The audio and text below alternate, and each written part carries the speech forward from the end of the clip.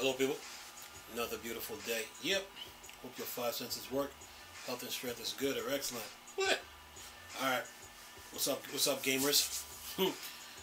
Got a nice little article for you little Steam Deck fans. What's up Linux gamers? You know this Steam Deck tribe, nation, universe, world, legion. What's good? Mob, what's happening? Squad, what's up? Nerds, geeks, and freaks, and you investigators, what's happening? We talking about this another emulator for you, Yuzu, but it's getting some updates. Listen to this. Yuzu Switch emulator builds reduced boot times in Zelda Tears of the Kingdom.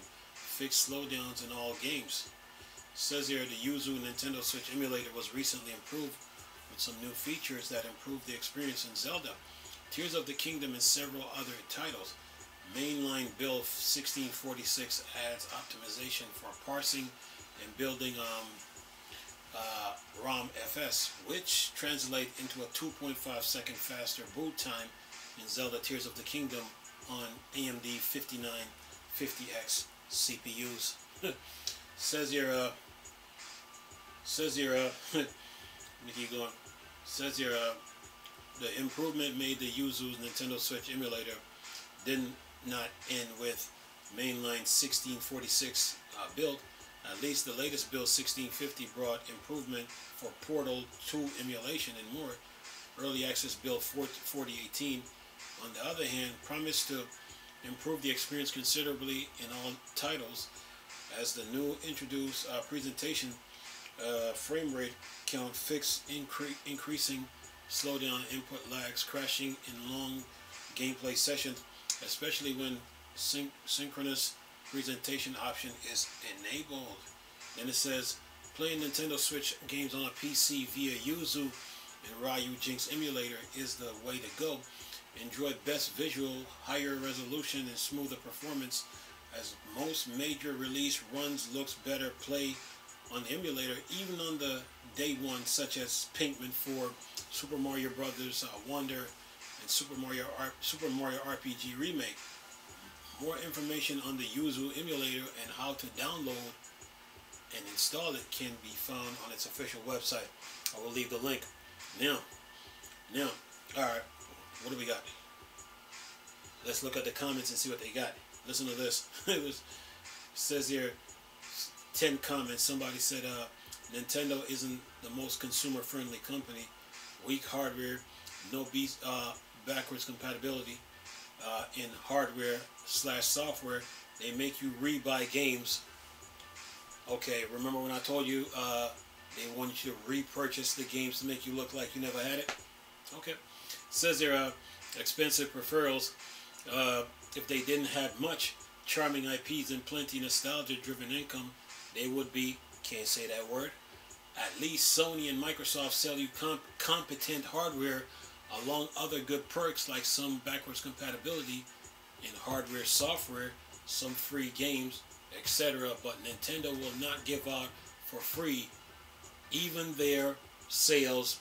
Alright, it says here, so yeah, I will keep buying amiibos and some other Nintendo merch like games and watch stuff like what's cool, and mini NES and mini Super Nintendo are very cool collectibles, but their main console with outdated hardware and expensive peripherals, no chance. And listen to this person. Listen to what he said. He said Nintendo Switch is competent for a handheld. That's the biggest joke on the internet. It says, but that's what it is. And you're whining that it's not as competent as a home console that eats 20 times as much wattage. The Nintendo Switch is not competent. Okay? You can't even run Mortal Kombat 1 correctly. That's not competent. That's incompetent. Anyway, incompetence. It says here, it's not backwards compatible with last gen console because they had to completely change the architecture to do it. And here's what he's not telling you. The Wii U, he's leaving the Wii U out the conversation. Remember I told you, when it comes to the Wii U, right? You had a handheld, docking station, and console in one, and they're detachable. The 3DS it's a handheld, and it's like an open and closed book, and that's how far it goes. The Wii U is better. You had a cartridge versus CD problem all over again, just like the PlayStation 1 versus Nintendo 64. The only difference is now is that you have a handheld and console in one. This is just a handheld, and then you have the virtual console. That's like your hard drive, your bookstore, your library, your bunker, your cave, and your archive for your video games. That's the difference.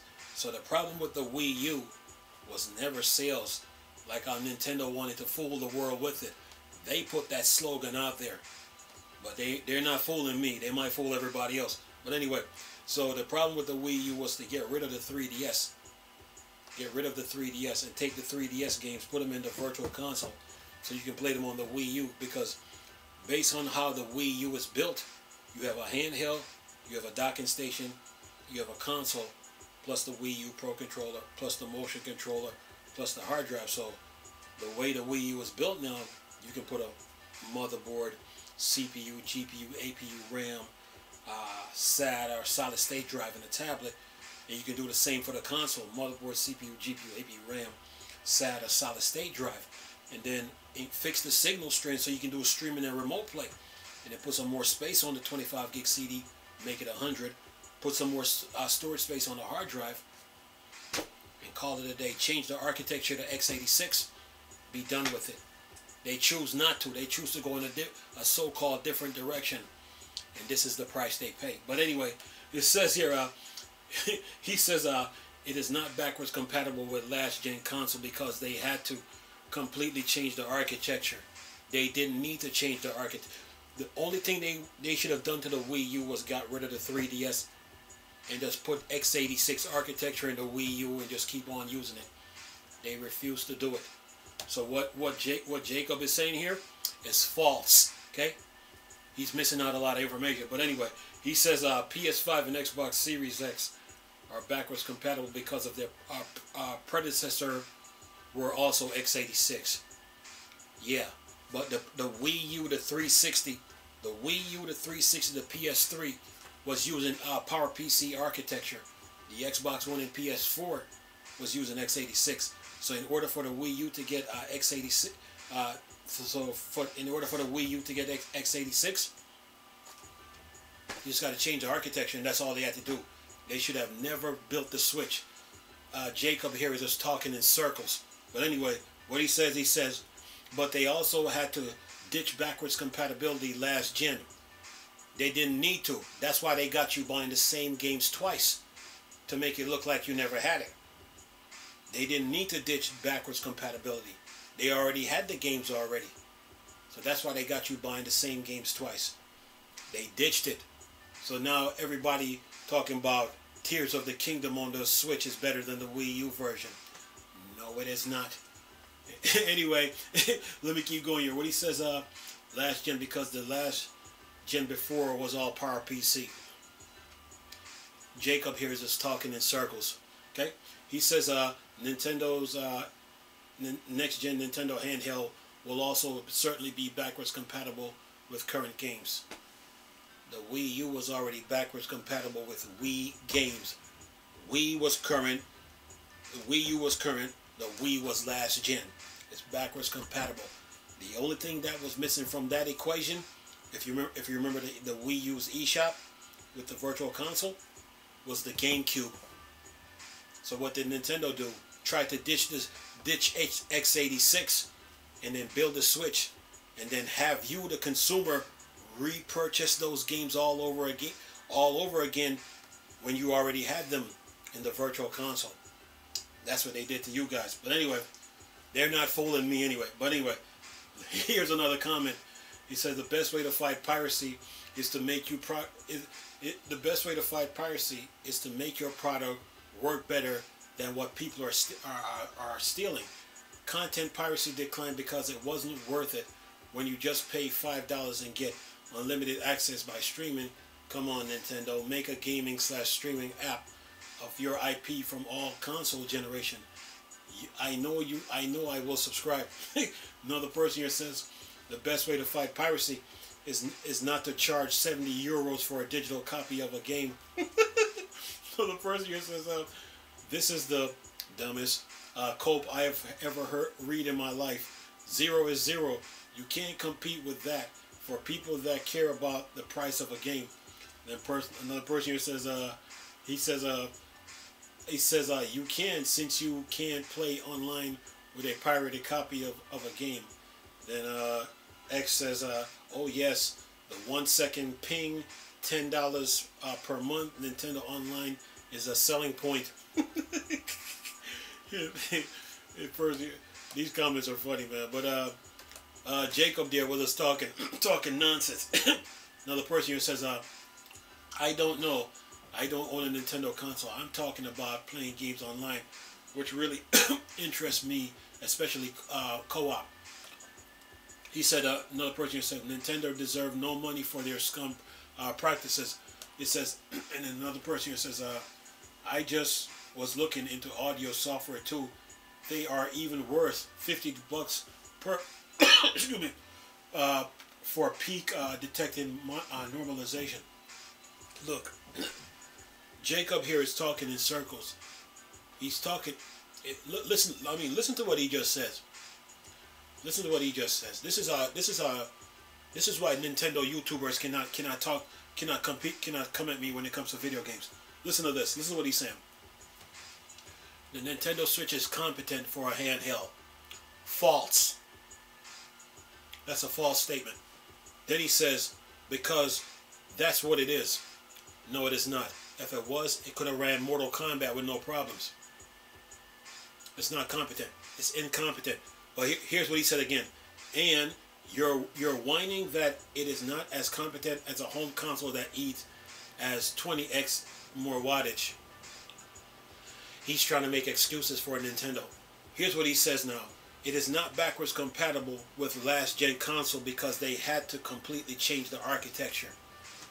He is wrong on that again. Nintendo didn't need to change the architecture. Remember I told you they want you to buy the same games twice to make it look like you didn't have it. The problem with the Wii U is the 3DS. You have the virtual consoles, your bookstore, library, archive, bunker, for your games, right? You got the Wii U. It's current, just like the PlayStation 5 with the Portal. So anyway, the problem now is to get rid of the 3DS and take the 3DS games, put them in the Wii U's virtual console, so they can collect the updates so you can play them on the Wii U. Nintendo refused to get rid of the 3DS, so they used that as an excuse to build a Switch. Now, so the Wii U now is backwards compatible with Wii. The PS3, the Xbox 360, and the Wii U are all using PowerPC architecture. Okay? They're all using PowerPC architecture. Okay? The Xbox One and PS4 is using x86. So to solve the Wii U's problem now, right? Because you already got the virtual console. It's like your bookstore, library, archive, bunker, cave, hard drive for your game, right? To solve the problem with the Wii U now was to get rid of the 3DS. And since the Wii U is already backwards compatible with Wii, the only missing piece to the puzzle was the GameCube. And just put x86 on the Wii U and just keep increase the CD storage, increase the hard drive storage, fix the signal strength, put a motherboard, CPU, GPU, APU, RAM inside the Wii U's tablet, motherboard, CPU, GPU, APU, RAM, a solid state drive in the console, and be done with it. They refused to do it. So all that fake talking they were doing, oh, we were trying to be different, oh, we're going to do gaming on the go, that's all fake because the Wii U had everything covered. It just needs some power. The architecture does need to be changed. So when they went and built a Switch, guess what? They start taking Wii U ports now and put them on the Switch, and then have you the consumer, repurchase them all over again. So basically, you just spend you just spend $120 for the same game. Do you get it now? So what Jacob here is talking here on WCCF Tech on the was it the Yuzu emulator is false. You just spend $120 for the same game. You already had it. and then it was already in the virtual console. You paid $120 for what? Breath of the Wild.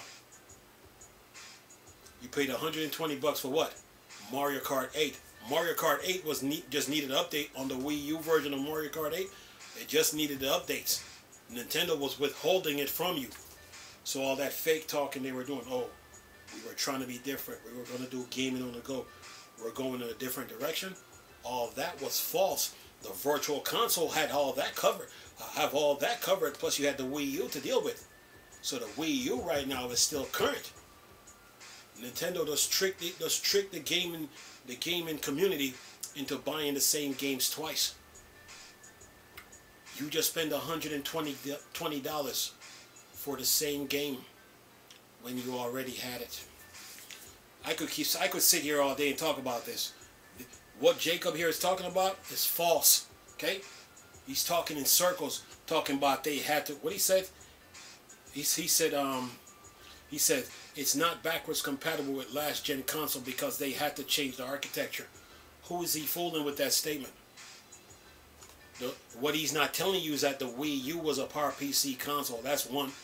What he's not telling you is that the Wii U was backwards compatible with Wii and it's missing the GameCube. What he's not telling you is that the virtual console now was where you store all your old games. I could sit here all day and talk about this. Jacob here is talking nonsense. So Nintendo now made you, the consumer, bought the same games twice for $120 and some change.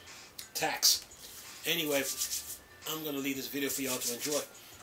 Nice talking to you people again. Chris, still a Star Wars and Star Trek thing. Or Dark Side. Go. Peace.